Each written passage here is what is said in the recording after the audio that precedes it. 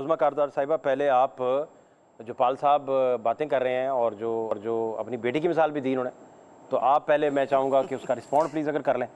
जी फ़हद, मेरी बड़ी हमदर्दी है महिंदर पाल साहब से।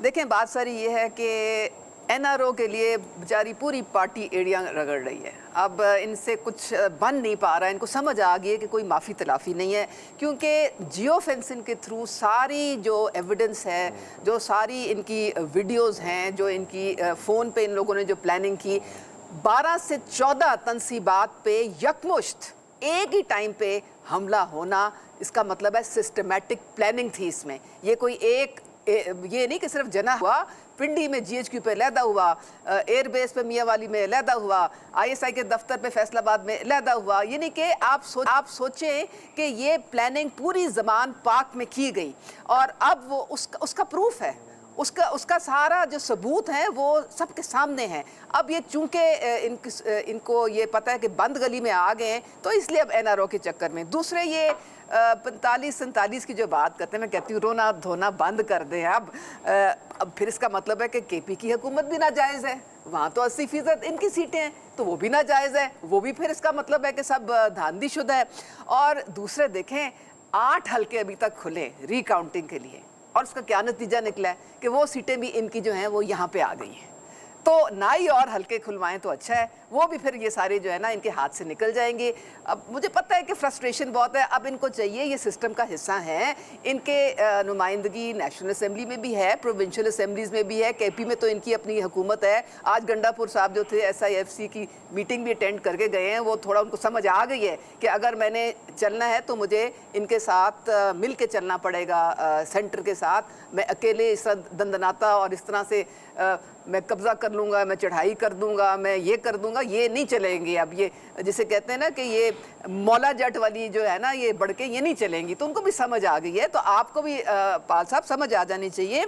तो ये जो अब इलेक्शन है, इलेक्शन ट्राइब्यूनल्स में उनका हल आपके पास है, आप जाएं वहाँ पे। लेकिन हुकूमत बड़ी अच्छी मुस्तहकम है, बड़े अच्छे तरीके से चल रही है। हमारी इकॉनमी मुस्बत, उसके देखें 72,000 इंडेक्स पे पहुँच गए, आपका स्टॉक एक्सचेंज, आपका डॉलर 275 पे स्टेबल हो गया है, आपकी सऊदी अरेबिया से 6 से 7 अरब की इन्वेस्टमेंट जो है उसकी अंडरस्टैंडिंग हो गई है, आपके कतर से डेलीगेशन आ रहे हैं, आपके ईरान से डेलीगेशन आए, आपके टर्की से डेलीगेशन आए, आपका हर तरीके से IMF से भी प्रोग्राम तय हो गया है। आप पंजाब में देखें महंगाई बिल्कुल कम, डेली बेसिस में महंगाई कम हो रही है, 2 दफा पेट्रोल की कीमत कम हुई पिछले 1 महीने में। तो अब इनको बेचारों का तो अब इनके पास बेचने के लिए कुछ चूरन बचा नहीं ना, इनकी दुकान बंद हो गई है। जो आपने दे दीजिए जी, करें बात करें जी। इन्होंने जिस तरह से कहा कि जिस 10 जगहों पे हमले हुए, मुख्तलिफ जगह पे 9 मई 10 से ज्यादा, अच्छा चले 20 कह ले, चले आपकी खुशी के लिए हुण बीते राजी या तो ही बदा लवा। यकम मई को छुट्टी वाले दिन खान साहब की गिरफ्तारी के ऑर्डर जारी हुए, गैर कानूनी नहीं था। 9 मई को जब हाई कोर्ट में, इस्लामाबाद हाई कोर्ट में खान साहब, ये कानून है कि जब आप कोर्ट में चले जाएं, आप कोर्ट में जाके अदालत के सामने पेश होने चले जाएं, तो वहां पे आपकी केस में गिरफ्तारी नहीं हो सकती। 9 मई को हाई कोर्ट में किस तरीके से हमला करके इमरान खान साहब को गिरफ्तार किया गया। जब इस तरह से गिरफ्तारी होगी तो लोग एहतजाज करेंगे, लेकिन जो तनसीबात पे हमले हुए हैं वो मैं आपको बता रहा हूं, जब GIT बैठेगी तो ये पता लगेगा कि इसमें मोहसिन नकवी और IG पंजाब और वजीर आजम शहबाज शरीफ और राना सनाउल्लाह, इनकी प्लानिंग थी। और इनकी प्लानिंग से और इनकी मेन प्लानर एनआरओ नहीं मिलने लगा आपको, मैं आपको बता रही हूं, भूल जाए, एनआरओ नहीं मिल रहा। एनआरओ की बात है, एनआरओ के लिए इमरान खान ने अपने प्लेटलेट देखिए, ये आपने इमरान खान कौमी सलामती के इदारों पे हमला था, इमरान खान ने हमारा कोई ताल्लुक नहीं था, इमरान खान ने इस सरकार के साथ डील नहीं की कि मैं आपके साथ हुकूमत में बैठता हूँ।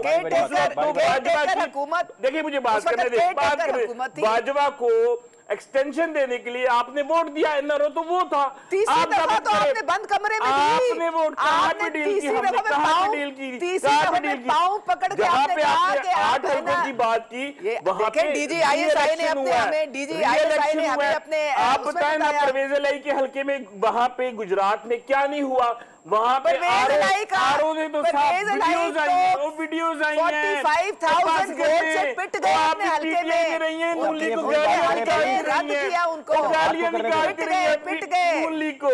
उन्होंने तो अपनी इज्जत गंवा छोड़ी है सारी बाहर बैठी याशी कर रहा है, पार्टियां कर रहा है, उन्होंने अपने बूढ़े बाप की इज्जत का ख्याल नहीं किया, वो पिट गया बेचारा वहां पे। एनआरओ कभी भी इमरान खान ना मांगेगा ना उसके ऊपर राज मांग तो होगा। रहे एक बात हैं, है, मांग तो रहे हैं, साबित कर दें आप। वो तो मांग रहे हैं, साबित कर दें। आज आपके साबित कर आपके दें। मुंह से पता लग रहा है ना, कैसे पता लग हमने रहा तो है? कुछ किया ही नहीं, टाइम हमने हमारे तो पास नौ खत्म हो में गया कुछ जी। किया ही मैं तो नहीं। टाइम हमारे पास देखिए, खत्म हो आपने तीसरी ताकत पे आ आप जाओ। टाइम हमारी हो मैं- गया, मैं टाइम हो breaking गया, news- आप सब शुक्रिया आप करें, मैं- अम्मा आप कारदार साबित साहब करें। आपका शुक्रिया।